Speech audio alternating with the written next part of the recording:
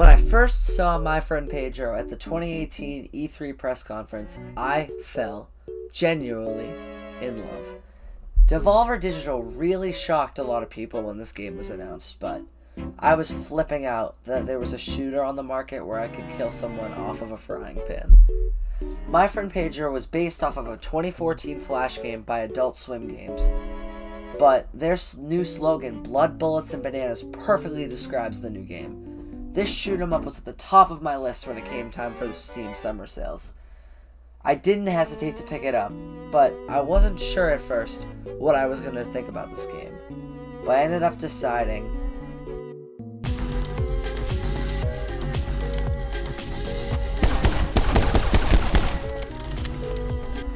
this game was really, really good. I mean, I genuinely had a fun and great time playing through this game. So that leads us into our next topic. Let's talk about the good of my friend Pedro. This game really takes the next step when it comes to originality.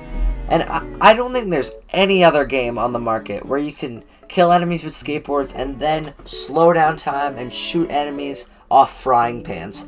That's unheard of. My friend Pedro takes a completely different approach when it comes to a shooter. And I really, really respect that from Devolver Digital. My friend Pedro also is just so fun. It's so dang fun. It's so satisfying to do a backflip and then slow down time and then end up shooting enemies off frying pans and then just having a great time playing this game. You get a kind of a rush coming through your veins when running around through this crazy shooter, and that also makes why this game's so good is because you don't get bored of it. Like, there's points in the game that you just, like, even, like, the middle parts where it usually kind of, in games, it's lackluster. But in this game, it's genuinely fun, and I'm really happy that I bought this game. But one more thing about why this game is so good. I think I'm glad that they took a game that wasn't supposed to be meant for the story, but still gave us characters that were likable and they had some personality.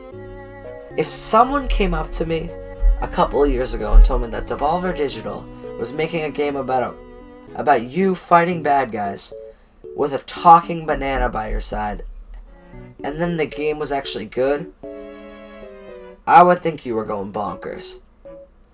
So great job, Devolver Digital, for putting out yet another great game in your library. However, this game isn't 100% perfect, even though I wanted it to. There were a few things that kind of held it back from reaching its full potential. The one main thing I really didn't like was that the story was a little confusing. There were only a few plot points that really made no sense, but the story just fell flat for me a little bit. I know the game wasn't meant for the story, but I just think I wish it had a better story. That could have made this game a guaranteed Game of the Year winner for me. But the story is basically you and a banana named Pedro, go on adventures, hunting down Pedro's villains.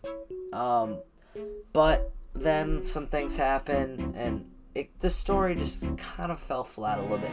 I think Pedro does a really great job with characters. Pedro, just all the different NPCs, Mitch the Butcher. I think they do a great job with characters, but I think at some points throughout the game, some story scenes just feel a little bit like filler points. And I wish the game was longer. If the game was longer, like a 10-hour game rather than a 5, I think that would have been really good. Because then they could have expanded on the story, and maybe it could have made a little more sense. But I wish the game was longer, and I wish the story was a little bit.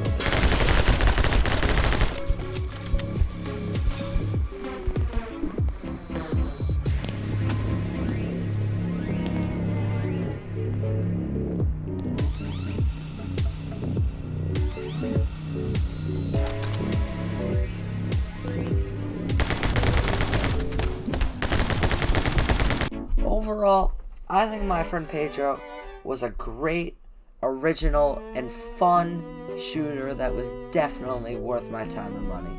I think, honestly, this game is really up there for my Game of the Year spot. We'll have to see what other games come out this year, but I think there were only a few minor things that held the game back from reaching its full potential. But honestly, this game was just a straight up fun game. I gave my friend Pedro 9 bricks out of 10. Thank you all for watching, and I will see you all in the next Nick the Brick review.